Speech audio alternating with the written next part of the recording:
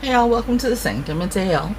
So today we're going to talk about the Karma cards by Monte Farber. And I have to tell you the story about me getting these cards. First off, I've seen these cards in multiple pick a card readings, and I did not know what this deck was for the longest time. And it pissed me off because nobody would put what the cards were in their description box. Now, I understand sometimes we use a lot of different cards in our pick a card reading, and it's tough to remember to always do it for every reading, and I get it. But when it's an unusual deck you don't see everywhere, if they would mention it, it would be awesome. And for the longest time, I had seen these cards offered, Amazon, whatever. And I'm like, karma cards? What the heck would I need karma cards for? And so I was like, eh. And then I was able to look at a deck, a pick a card reading, and do a stop capture where basically I screenshotted one of the cards, did a reverse search, and found that those cards that I was looking at that showed all the houses and stuff in regards to a reading about what a person was like or whatever, and it referred back to this deck. And I was like, well shit, I'm getting the deck. Bought the deck as soon as I was possibly able to, and since I've had this deck, I have been giggling up a storm. And I'm not giggling because of the fact that I think it's funny or whatever, but that you have to understand this in perspective. And I'm going to talk a bit about astrology for a second. I have a friend Silver, who does astrology, and she does it well, and I've been trying to learn astrology. I have a problem even remembering what the signs are.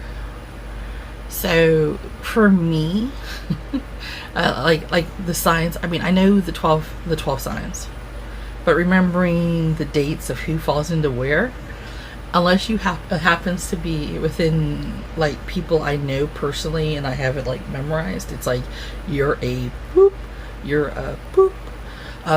It doesn't register. I can't, for whatever reason, remember. It is like, boo. So when I started to learn astrology, I actually bought one of the best astrology books out there to learn from. And of course right now I can't figure out where I put the book because I was in the middle of doing research, and with taping I put it away. Here we go. It's actually over here.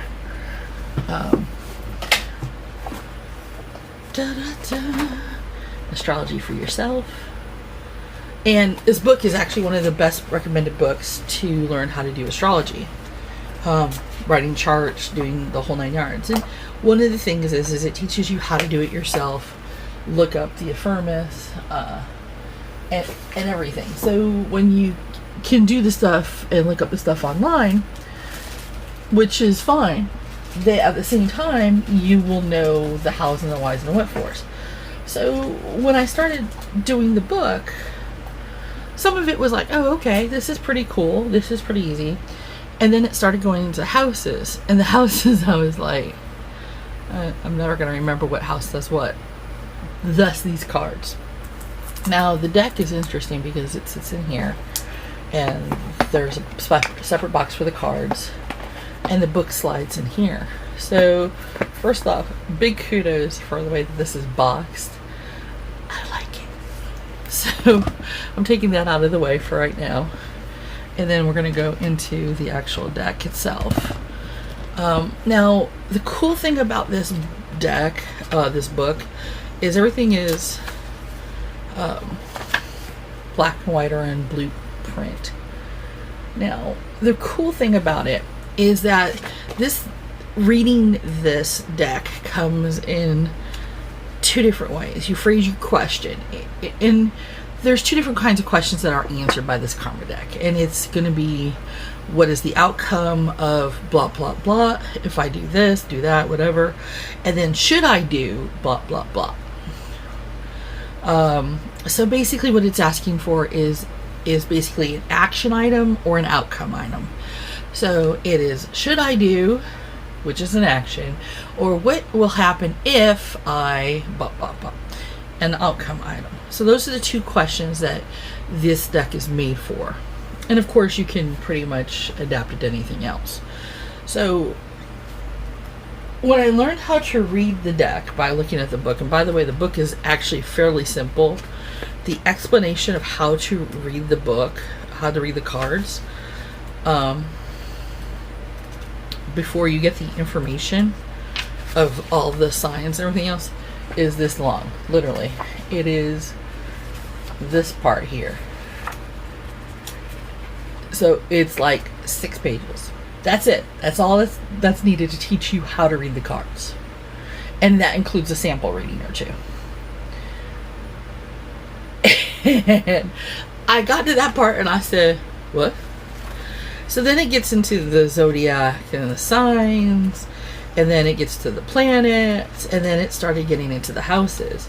And when it got to the houses part, it was like a revelation to me, because the way it was explained, I said, what the nonsense? Or as my niece says, what the heck? And things started falling into place. It's about you, it's about others, it's about what they think of you, and their money and your money. And I was just like, oh my God, why didn't somebody tell me that half of your houses are about others and others' perceptions of stuff, and and then the other half is you. And Silver was like, I approve this message. And when I was showing her parts of the book, and I was like, oh my God, okay, fine. So I want to show you some of the cards.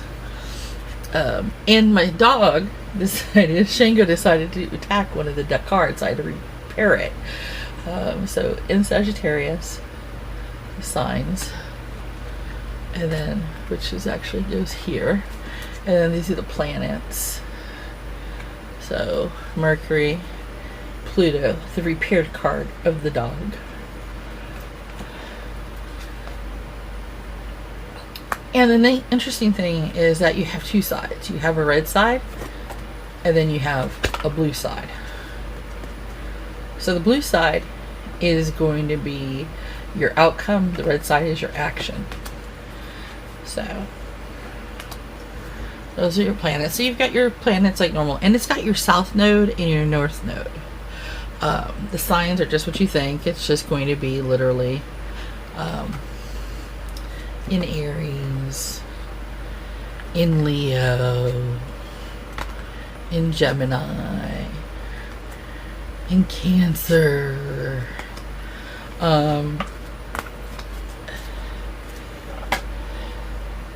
then the houses in the 8th house, in the 1st house, in the 10th house, in the 9th, in the 3rd, in the 7th. So, and the pictures are nice because it gives you an idea of what you're kind of looking at. So here's the deal.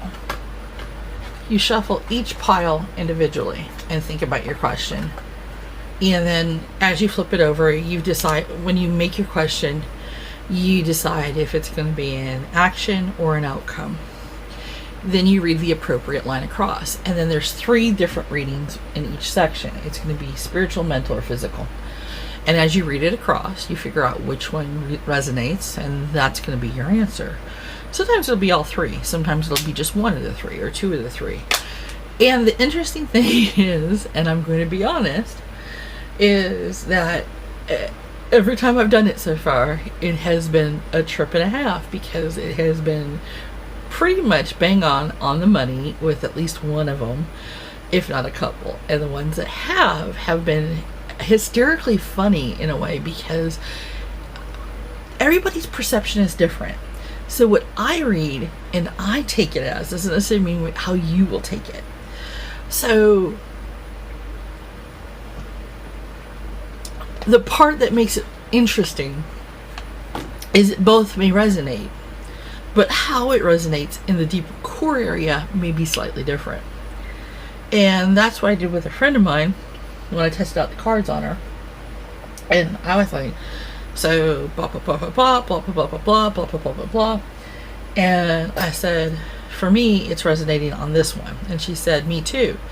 And she says, I see it this way. And I went, huh, I was seeing it more like this. And she's like, huh. She said, well, it's valid too that way. And I said, yeah, pretty much. And we laughed over it. So what I'm going to do is I'm going to ask a generalized question. And we're going to ask for an outcome question, I think, this time. Usually I ask for action items or some kind of ideas. Ooh, obviously this is going to be the card of choice. And basically what we're doing is we're going to ask for some ideas for an outcome that if we decide to, and we keep up the changes that we're doing with it being a new season, new year, new whatever, whenever you read this video, new chances, new choices. What will the outcome be if we continue with those choices and such? If we keep up the change that we're choosing to make. So now I'm just putting them where they need to be, and I will fix it to where it'll be all outcome versus I have one up as action, one up as outcome. So I gotta flip the deck.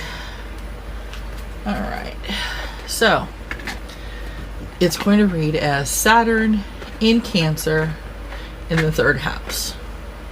So those of you who do read astrology, that's where the answer is going to be coming from. So it's going to say for the spiritual, it's going to say the maturity that brings intuition to protect your ideas. Cool. For the mental part, it's going to say caution regarding attitudes from the past about short-term thinking and trips. Oh, okay, that makes a lot of sense actually. And for the physical, it says limits imposed resulting from the history of who or what is around you. So let's take these in order. And like I said, what I may think or what I may perceive, it may not be what you perceive. But at the same time too, some of these are going to resonate fairly abound in regards to this. So what we're seeing in regards to the outcome is, like for the first one, for basically the spiritual, it says the maturity that brings intuition to protect your ideas. So if you're going to change and you keep this change going, there's going to become a maturity to what you're doing. Your intuition to protect your ideas is going to get stronger. You're going to be able to make the change work for you. It's going to happen. It's going to be better. You are not going to slide back or fall or as much often. I mean, because we do slide. Let's be honest. Whenever we're trying to make a change, or we're trying to get better, things go bad. Sometimes it's a lot at first, but as time goes on, it gets less and less. So it's telling us spiritually, any kind of changes that we're making spiritually or on a spiritual level, on a soul deep level, that as we get more mature, as these things we keep going forward on it, that our intuition to protect that change that we're doing is going to be there to help us. It's going to keep us on that path. So we're going to be doing better. Now for the mental, it says a caution regarding attitudes from the past about short-term thinking and trips. So let's talk about that for a second. We have a tendency to shortchange ourselves, and more importantly, we self-sabotage like nobody else's business. We have major skills in this purpose. So that's one of the things that we have to deal with. And that's part of what this has to deal with. It says, hey, be cautious about the fact that occasionally your attitude from the past that basically stopped you from making this change to begin with can come back saying, hey, yeah, I can just do this, this, and this. I'll be fine, blah, blah, blah. And no, that's what caused you to fail the last time. You got to be careful, Are you going to be ready to deal with a short trip home when, for a fact that your parents or whomever are more than likely to set you off on the bender of all times to go off your change trip, the change that you're making. So it's telling you, hey, don't look at this at the idea of if you go home or if you continue in that short-term thinking process, you could fail. It's saying, hey, be cautious, be aware. You need to look a little bit better, a little bit deeper. Keep yourself thinking long-term, not just short-term. So the physical. Now, we all know that when we start to try to be physically active, blah, blah, blah, get healthier, occasionally things happen, like partially torn meniscus. I don't know who that could be. That would be me. Limits imposed resulting from the history of who or what is around you. Yeah. So you guys probably remember a few videos back I talked about I had hyperextended my knee. So I finally went to the ortho because I had no choice, because my knee popped while I was walking my dog after about a week or so back. And as I was doing so, it got bad. It got so bad it was not funny. So I literally found out that it's not a big tear. It's a small tear that'll heal in time, but it's in a very awkward position. The doctor basically gave me a shot in my knee with a cortisone to help with the swelling, because it was very swollen internally, and it made it so much better. It was so annoyingly happy. So that's the whole thing. It's saying that, remember, your history of who and what is around you can impact what physicality you can do. Don't let it always happen. So I have to wear a brace occasionally. My doctor wants me to take some wants me to go and get some physical therapy, which I really don't want to do, but I'm going to have to do, because if I don't, I might be tempted to undo the happiness that I have been doing, walking. And I want it to heal properly. I want to make sure that I do everything right on the knee. So it's the same thing here. Physicality limits. What are you doing that, remember that you may have somebody who or what is around you may impose limits that result from you. It could be a historical limit that somebody had that didn't let you do stuff. Don't let those limits stop you from changing, especially when all of a sudden you get to a point. A good example, and I'm going to give you this example because it's me, and I am always somebody who will talk honestly about this. I'd been raped, and it was not pretty. No rape ever is. But I had started gaining weight, and I used that as a way to protect myself from people looking at me or thinking that way about me or considering me in that way. It took many years for me to think that to get to the point where I realized it wouldn't matter if I was skinny or big or whatever, that it could still happen. Although there is that inner psychology that makes you feel that way. And so that history is what imposed that limit. And it took a long time to finally get past that physical limit and realize that I couldn't let that stop me from losing weight and getting healthy.